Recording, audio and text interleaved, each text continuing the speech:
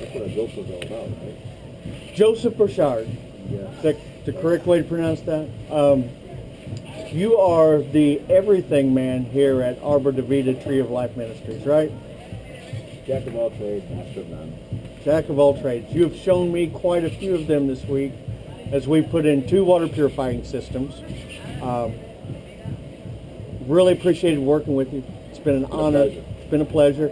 Can you tell us a little bit about what the addition of the New Life International Water Purification System is going to mean to the Life in Action program here? It gives us another, that's what I'm looking for in English. It gives us another avenue to set a platform in the communities to establish the gospel of grace of Jesus Christ. Because really these types of things are about finding a need, meeting that need, and then having the capacity that ultimately Jesus will change his lives. Even Jesus showed us that until you meet the people's physical need, they don't really care much about what you think or know. And we saw it in Jesus' day. We saw people who flocked to Jesus only because of the food he could make. And we see the same thing here.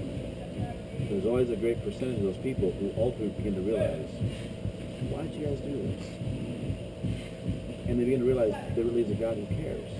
Mm-hmm. And when they really understand that God cares, then they start listening to the message. I cannot tell you the number of communities we've been to where the leaders of the community will look at you and say, why are you here? And we'll say, just to bring this stuff. We saw a need here, we heard about a need, and we wanted to help take care of it. Okay, what do you want? Nothing. Which isn't entirely true, but it's true. In their minds, it's true in the sense that we really want nothing from them.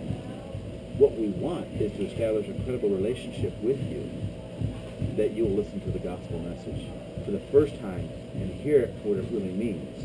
It is a message of God's grace. It's not a bunch of rules and regulations that we're going to impose upon you.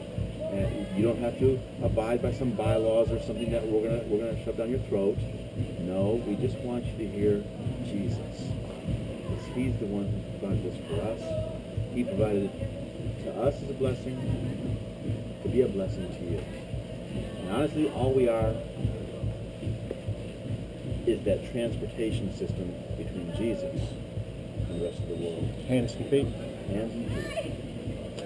So, you know the guys that we've been working with this week, Pedro, Marcos, these guys. Anita, Harrison, Lelis,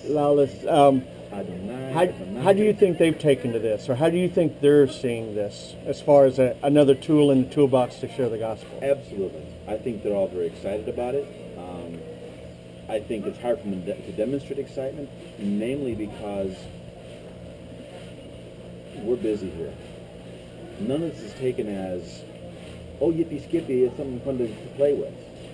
No, they realize there's great responsibility. That if we take it to the mountains, that we're going to be responsible for these people, we're getting into a relationship with them. And that we're already very busy here. And they're not afraid of that. And that's what I'm proud of in them. That's what makes me so joyful in my heart, is that I watch these guys taking it seriously, realizing this is a cool tool.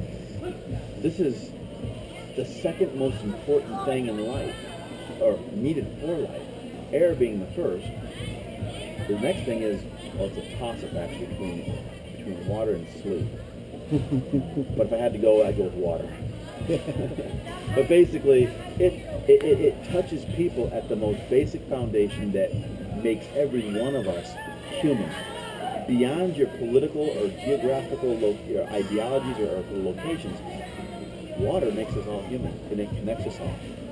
We're made of 80% water. From my medical background, one of the biggest problems I see in the clinic is the fact that most of these kids come in dehydrated. And the reason people are dehydrated is because a lot of times they've never had good drinking water to develop a habit of taking a minimum of 3 liters of water a day. 90% of the stuff I deal with out in the field and here at Escalon, medically speaking, water related. Water related. People are not hydrated enough. because they don't have good drinking water available to them to take, and they're afraid to drink the water. Well, we're sitting beside Unit 3373 here doing this interview. This will be our practice and training station here before the students or the staff take the systems out. How do you think the week's gone? It's been a quick week, I have to admit. It's been a whirlwind.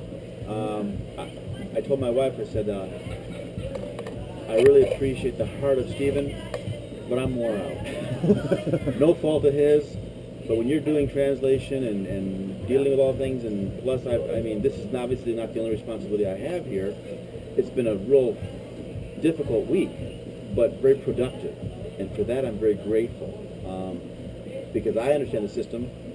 Of course, I'm one of those nerdy people who actually read the website, who actually went and read all the questions and answers, particularly most asked questions, or whatever that is, FAQ. FAQ, that's the fact. See how bad I'm in English? But having read that, I had an idea of what we were walking into, and so had I not read that, I think we would have gone a lot slower. Because though you explained everything very well, it was actually faster for me to explain things a little faster than you were saying it, because it got us through some stuff. And we are on the same page, you and I, about the training process. We do it, make them do it, watch them. Now you do it with somebody else, and you train somebody else. And we watched that in process this week. I could have asked for a more successful week. Personally, I really could not have. I don't really think you could have either. If I look at things from the standpoint of, and I'm looking from the standpoint of how many missions groups come through here in a year who have a purpose or have their agenda, and most agendas we make, your agenda was different, understandably, and acceptable. And, okay, so we're working with you, but I feel like we did it. I really do. We're going to go out this morning. We're going to finish up one little detail, do another run, and when I'm sure this guy in this New Hope village is called New Hope. When he runs it again today, I think he's going to be really excited about it. I think yesterday he was like, our fault. We had the wrong material. I think today we'll see a big difference. But the fact that we've got time to shoot this video means that the schedule's going well. Yes. For one thing. If you could tell folks back in the United States that are involved with water purification or thinking about it from a perspective of somebody who's been in a Central American country for 10 years and dealt and seen the dealings with poor water quality, what would you tell them? I would say I deeply appreciate living water and your ministry. Or it's New Life Living Water. New Life. New Life Living Water. Because I think you guys are, first of all, when something is founded on a vision from God to a man, this is not about McGuire. In the truest sense. He's the instrument God has used to take a vision that is applicable to every part of the world. And you guys have even added things from Scripture. Your little testimony yesterday, or your time of sharing with devotions to dedicate the machine yesterday, was so apropos. Personally, I think people need to get involved in something in missions and get involved in something in touching other people's lives. And I think that you guys have the right heart behind it. And obviously there's a vision that started with a visionary. And I can't speak high enough for that, because one thing I know for sure, you don't sell men. Men are a dime a dozen. You sell vision. People buy into vision, not always in the men. If you buy into men, you're buying into a personality cult. If you buy into a vision, that's irreplaceable. And one of the things I guess I've seen in you and watched this week and seen by the website and how fast Mr. McGuire was able to answer your questions, answer them for me. Now here's the guy with the vision, right there. That's covenant relationship. That's somebody who believes in what he's doing and is willing to do it, and doesn't charge me for a question or you for an answer. Wow. That's remarkable. I've been in ministry, I've been involved in ministry for many, many, many years. For somebody who can put his word behind it and stand behind it that quickly and give me an answer that fast when I'm scared. What's going on here? Oh, that's all it is? Oh, okay. Wow. I appreciate you guys. I appreciate him. I appreciate the vision. But for Americans, I'd say, no, you don't want that on you. You don't want that on tape. Any other words?